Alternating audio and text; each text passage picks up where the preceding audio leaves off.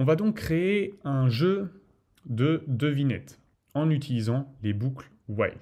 Alors, on va établir des règles. On va dire que notre programme choisit un nombre aléatoire. L'utilisateur doit deviner le nombre. Notre programme fournit des indices parce que sinon il va arrêter de jouer.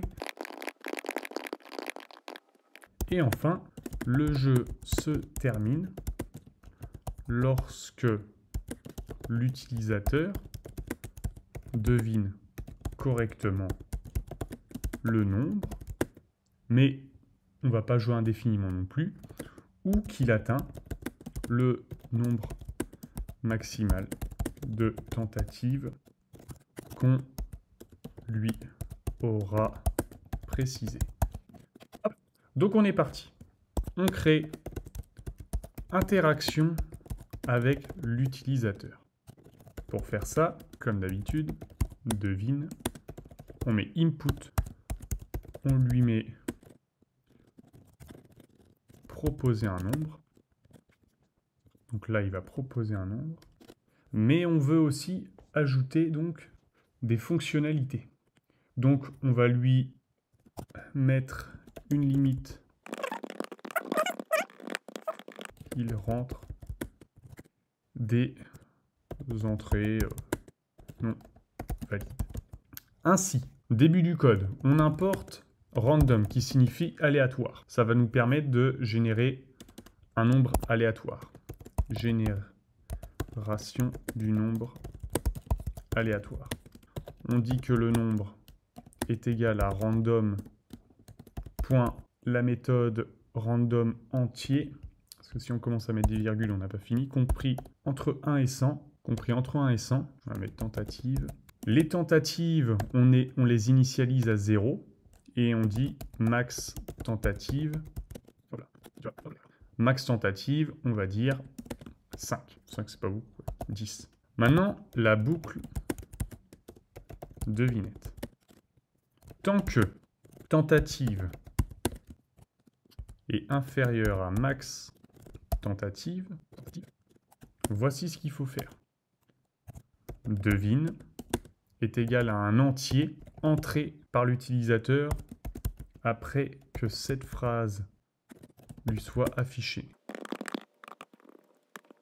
Si devine est inférieur au nombre, on lui dit qu'il faudra afficher à l'utilisateur le nombre est plus grand. Tu vois, c'est une sorte de juste prix, on va dire c'est Vincent Lagaffe qui dit ça. Sinon, si devine est supérieur au nombre, on lui dit print le nombre est plus petit. Sinon, et là ça voudra dire que si le nombre n'est pas plus grand et qu'il n'est pas plus petit, alors afficher, bravo, vous avez deviné le nombre. Là on met break pour arrêter la boucle. Tentative, à chaque fois que la boucle est faite, plus on incrémente de 1, on ajoute une tentative, ce qui fait qu'il aura... Donc, par exemple, s'il essaie 3 fois, bah, la boucle s'exécutera 3 fois, et donc il arrivera à 3. Et donc, s'il arrive à 10, il est mort. Pour préciser le moment où il aura épuisé ses tentatives, on dit que tentative, si tentative égale max tentative, alors, afficher, désolé, vous avez épuisé toutes vos tentatives. À ce moment-là, on lui révèle quel nombre c'était, parce que sinon il va être frustré. Et on affiche le nombre. Le nombre était... Tac. Donc là, on peut voir qu'il me met syntaxe invalide. En fait, ici, le point, on peut voir qu'il n'est pas en rouge, c'est-à-dire qu'il est hors des données textuelles, et donc on le replace. Et là, bim, Encore un débogage. Ça, c'est le fait de vouloir taper textuellement plutôt de copier-coller, où ça nous éviterait les erreurs. Donc là, devinez un nombre entre 1 et 100. Donc là, c'est lui, il a dans la tête le nombre aléatoire entre 1 et 100. Donc je vais dire 50. Le nombre est plus petit. Ouais, magnifique. Magnifique, magnifique. S'il me le redemande pas, c'est que là, il y a un problème d'indentation. Je le refais. 50. Voilà. Donc, hop, 75. Le nombre est plus grand. 25, on rajoute 13. 88. Le nombre est plus petit. Le nombre est plus grand. 5. Le nombre est plus petit. 84. Hop. Donc le nombre est bien de 84. Tu as pu voir beaucoup de problèmes d'indentation si tu fais pas attention, tu vois. Il a suffi d'un ça pour pas qu'il nous répète. Parce que là, le break, et tu as la même hiérarchie que tous les autres.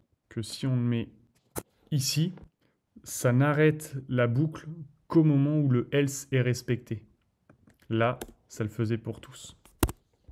La preuve tentative, c'est fait et c'est exécuté, incrémenté à chaque fois qu'un des trois est fait.